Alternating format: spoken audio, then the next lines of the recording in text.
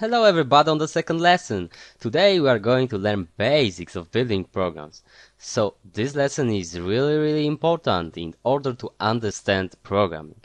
Let's hide our manager on the left side because we don't need it right now. I will click View and Manager. Okay. Now let's create a new file. Ctrl+Shift+N and stands here for new. We have just created a file which is called the source code. Let's save it. Let's just add here .cpp. Remember about adding the cpp here because you might have problems compiling your programs in the code blocks if you don't add the cpp here, because the default option for saving is the C files, not the C++. So remember about adding that extension here. Okay, we are saving it, and now I will say something very important.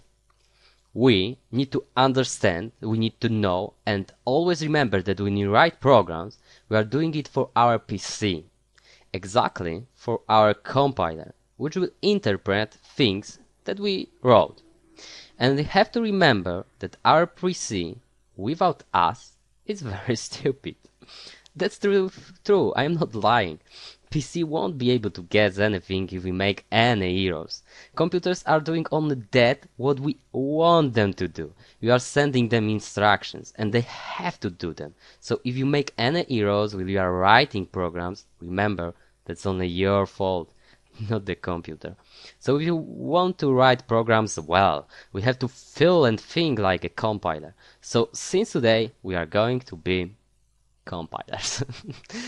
Okay, almost every program is going to be read by our compiler from the top to the bottom.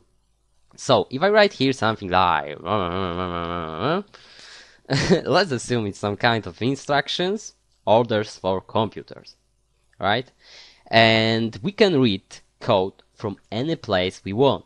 We can jump from one line to another line. We don't need to read line by line, right? We don't need to do anything. It's up to us what we do. But that code will be read by the compiler from the top to the bottom, line by line, okay? And why am I saying this? Why is it so important to understand programming? Because as I said earlier, we need to start thinking like a compiler, not a human. It will later help us avoiding mistakes. Okay, let's start doing some serious stuff.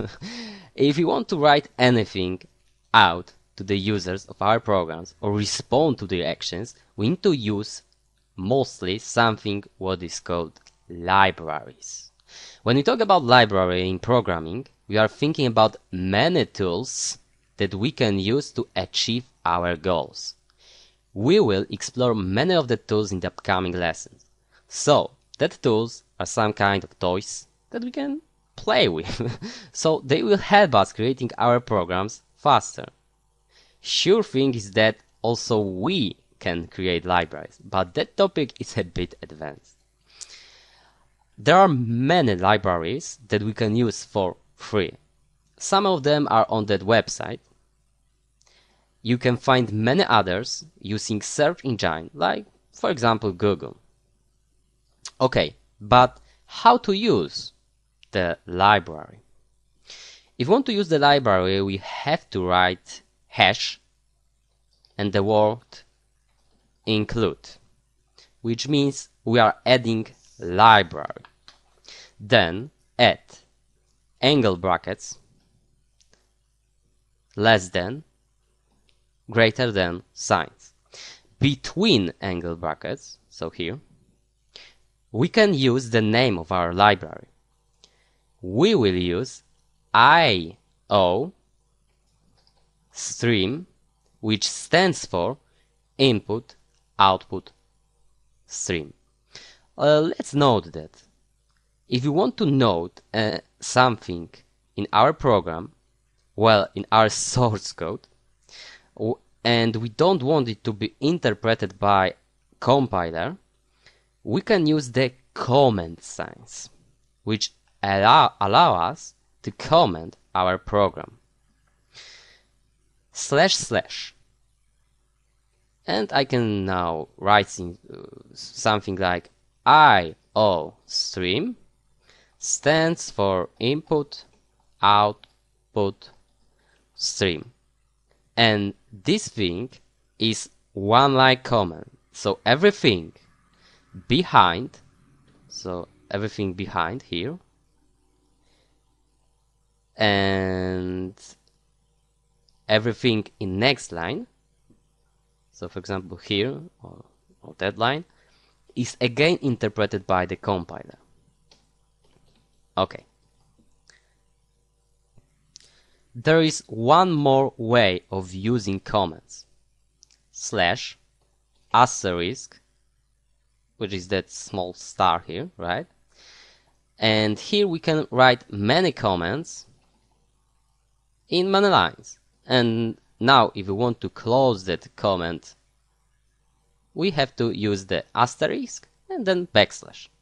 Now as we can see, that text is not being colored by our IDE. Okay. So that way it let us commenting many lines at once.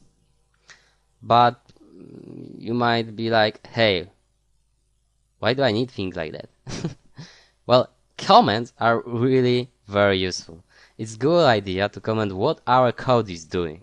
Believe me, when you start writing programs that will be over 200 lines long or even longer, you won't be able to memorize everything. You might also write programs and leave them for about 1-3 months or maybe longer, because you will have, for example, holidays, or you just need to look into your code. When you come back to your code to upgrade it or maybe extend it a bit, believe me, without comments it's like a nightmare. Okay, so in situations like that, comments will help you remind what you had programmed.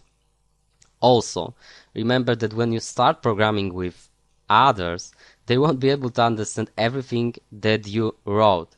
So it's a good idea to make it easier for them, because they will be your teammates, not enemies. Okay, let's go back to the library that we have just included. Let's remove that comment here also. So let's back here. And this is basic C++ library, which allow us, as it says, right, for to input, which means putting something into our program, and output, which means putting something out of our program. Okay, now I will create something what is called a function. Okay, here we have function. And what is function? Function, as the name suggests, is something that is created to function, right? So this function, as we can see, is called like what? Like main.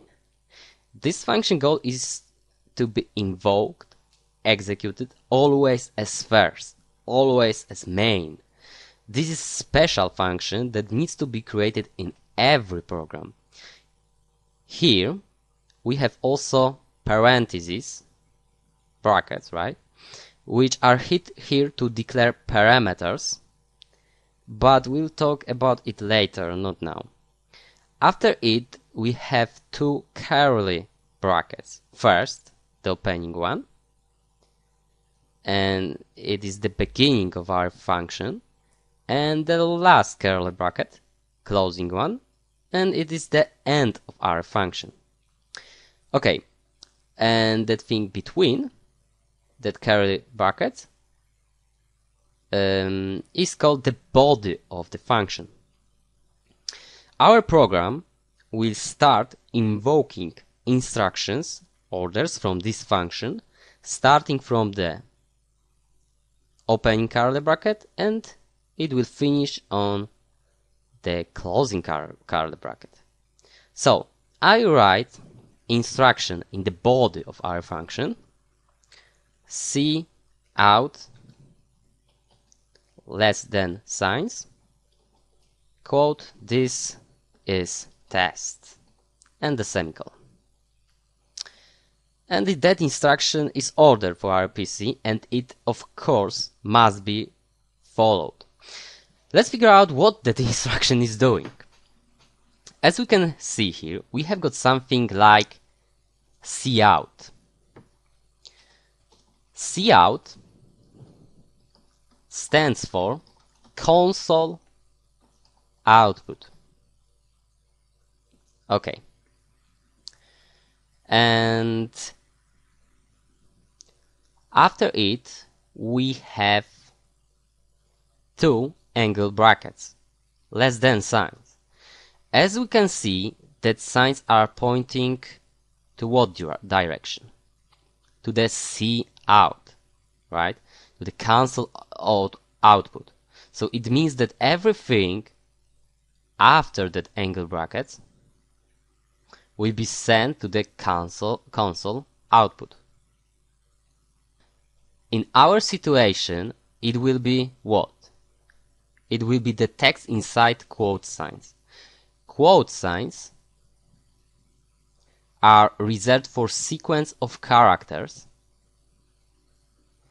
which are shortly called strings. So since now every text will be called by us strings. Okay, at the end of every instruction we have to add semicolons. And why is that so? Well, we can write programs also like that, for example.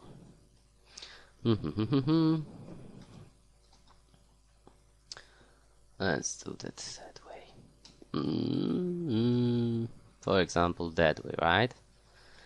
Or we can write it another way. For example, we can do it. Let's remove it. That white characters. We can do it that way also. So it can be almost in one line, but here we have a comment, so it's not working. For example, I will remove that comment for a second.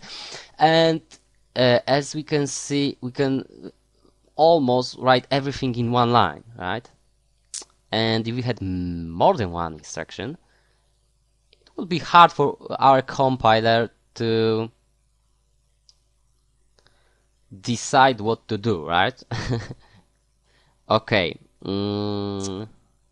And that semicolons at the end of instructions allows the compiler to interpret our programs always right. And as you have probably already noticed, white characters like space, tab, enters are not interpreted by compilators. It means we should write programs clearly, which means like that.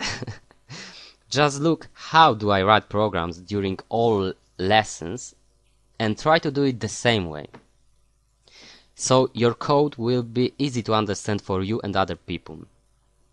Our program still won't be able to run now because that cout thing is inside a namespace.